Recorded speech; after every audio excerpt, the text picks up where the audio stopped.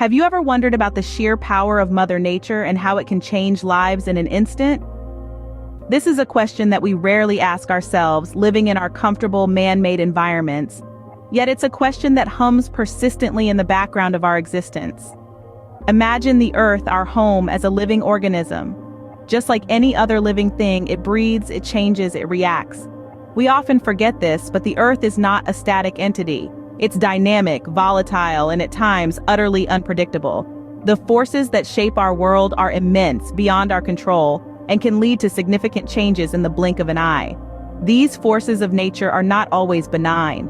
They can be devastating, causing destruction on a scale that's hard to comprehend. Raging wildfires that consume entire forests, hurricanes that obliterate coastal towns, earthquakes that topple cities, and volcanoes that spew forth destructive lava. These are but a few examples of nature's fury. Yet these natural disasters serve as stark reminders of the power of the world we inhabit. They remind us of our place in the grand scheme of things, highlighting our vulnerability in the face of the Earth's raw and untamed energy. They underscore the importance of respect, preparedness, and our need to live in harmony with the world around us. It's a sobering thought, isn't it? That despite our advancements, our technologies, our societies, we are, at the end of the day, at the mercy of the forces that shape our planet. We can predict, prepare, and plan, but when Mother Nature decides to unleash her power, we can only bear witness and weather the storm. Among these natural disasters, floods are one of the most common and destructive. They can strike with little warning, changing landscapes and lives in their wake. Join us as we delve deeper into the world of floods, their causes, their impacts, and how we can brace ourselves for their inevitable occurrence. Among these natural disasters, floods are one of the most common and destructive. Imagine a typical day turning into a nightmare as the clouds grow heavier and darker. Now let's take a step back. It all began subtly, almost imperceptibly. The sun was shining brightly, birds were chirping, and life was unfolding as usual. But then, nature began to hint at a change. The sky started to darken, the wind picked up, and the air became heavy and humid. It was as if the atmosphere itself was holding its breath, bracing for something big. The first few drops of rain were a welcome relief, a respite from the sweltering heat. But soon it became evident that this was no ordinary summer shower. The raindrops grew larger, heavier, and more frequent. The skies unleashed a torrential downpour, one that showed no signs of stopping. People, initially unperturbed, began to take notice. Umbrellas popped open, children were called in from play, and outdoor activities were hurriedly wrapped up. Yet, life tried to persist in its normal rhythm. Shops remained open, cars hummed along the roads, and people scurried about, hoping that the storm was just passing through. But as the hours rolled by, the rain kept lashing relentlessly. Streets turned into streams, and streams began to swell into rivers. The city's drainage system, designed to handle the average rainfall, was overwhelmed. Water started to pool on the streets, and low-lying areas began to flood. People's routines were disrupted, and an uneasy realization started to seep in. This was no ordinary rainstorm. The sense of normalcy began to dissolve as the rain continued to pour, with no sign of letting up. The whispers of worry turned into hushed conversations of concern. The storm wasn't just an inconvenience anymore. It was a threat to homes, to livelihoods, to lives. As the rains continue, the fear begins to set in. Could this be the start of a flood? The rain doesn't stop, and the water levels start to rise, slowly at first, then faster. There's a strange rhythm to it, a crescendo that mirrors the mounting fear and uncertainty. It begins subtly, with puddles gathering in low-lying areas, the soil saturated, unable to absorb any more of the relentless downpour. The streets start to resemble shallow streams. It's intriguing to some, a novelty, until the water seeps into homes, soaking carpets and warping wooden floors. The realization is gradual, like the rising water itself. This is no ordinary rainfall. The rivers are next. Already swollen from the ceaseless rain, they begin to breach their banks, spilling over into the surrounding areas, turning streets into canals, parks into lakes. The dams, the last line of defense, groan under the pressure, threatening to give way. And then the panic sets in. It's a frantic scramble as people try to save what they can. Precious possessions hastily stuffed into bags, furniture piled high in a futile attempt to keep it dry.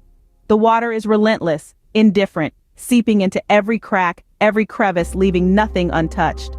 The sirens wail, a haunting soundtrack to the chaos. Evacuation orders blare from loudspeakers, urging residents to leave their homes, to seek higher ground.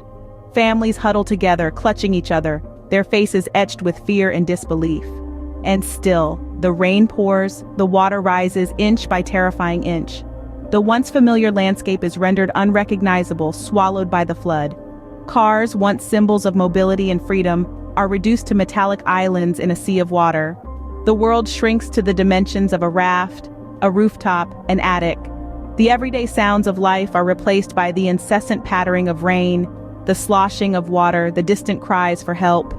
Within hours, the town is submerged underwater, and life as we know it comes to a standstill. The once bustling streets are now silent, the echoes of laughter and chatter drowned out by the deluge. The flood has claimed the town, and in its wake leaves a haunting stillness. When the rain finally stops, the devastation left behind is unimaginable. Homes once filled with laughter and warmth are now skeletal shells of their former selves. They stand forlorn and desolate, a stark reminder of the destructive power of nature. The floodwaters have receded, leaving behind a mess of mangled furniture and ruined possessions. Family photographs, once treasured keepsakes, are now just smudged recollections of happier times. These material losses, as heart-wrenching as they are, pale in comparison to the human toll of the disaster. Families have been torn apart, forced to abandon their homes and seek shelter elsewhere. Many are displaced, their lives uprooted and tossed into uncertainty. The emotional impact of these events is difficult to quantify, but it is undeniably profound. Children bear witness to the loss of their familiar surroundings, their sense of security shattered. Parents grapple with the reality of starting over, burdened by the daunting task of rebuilding their lives from scratch. The elderly, already vulnerable, face the harsh prospect of displacement, their twilight years marred by the aftermath of the disaster. The floodwaters may have receded, but the trauma remains, lurking in the hearts of those affected. The echoes of the storm reverberate long after the rain has stopped, a haunting reminder of the catastrophe. Yet, amidst the wreckage and despair, the human spirit proves resilient. Stories of courage and tenacity emerge from the rubble. Neighbors help neighbors, communities band together, and strangers become friends in the face of adversity. The process of recovery is grueling, each step forward a testament to the indomitable will of the human spirit.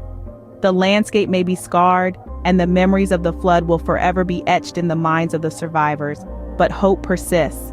The floodwaters have washed away much, but they have not drowned the resilience and determination of the human spirit.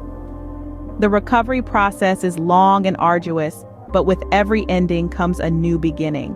Natural disasters like floods show us the power of nature, but they also reveal the strength of the human spirit. In the face of adversity, communities often rise, demonstrating resilience that's nothing short of inspiring. Take the flood-affected communities, for example. Amid the devastation, you'd find people helping each other, sharing resources, opening their homes to those in need. It's a testament to the indomitable will of humanity, a testament to our innate ability to adapt, recover, and rebuild. But resilience is just one part of the equation. Recovery, especially in the aftermath of a disaster as devastating as a flood, requires more than just the strength of those affected. It necessitates a broader support network, a global community willing to extend a helping hand. And that's where disaster relief efforts come in.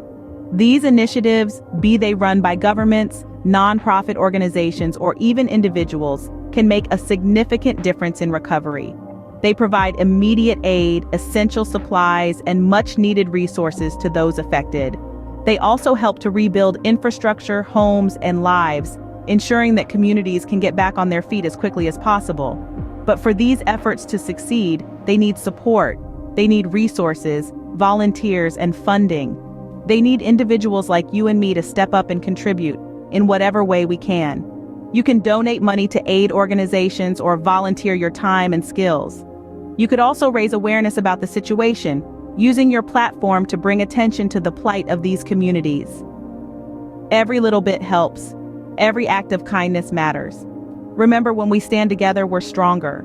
When we pool our resources, our efforts, our compassion, we can make a real difference. We can help these communities not just to survive, but to thrive. We can ensure that they don't just recover, but that they come back stronger, more resilient than ever.